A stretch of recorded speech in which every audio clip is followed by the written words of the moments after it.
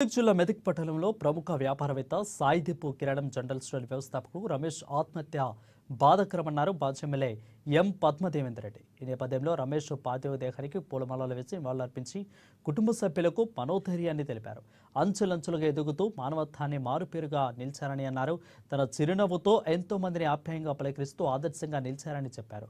వీరి పవిత్ర ఆత్మకు శాంతి చేకూరాలని భగవంతుని కోరుకుంటూ కుటుంబ సభ్యులకు ప్రగాఢ సానుభూతిని తెలియజేశారు.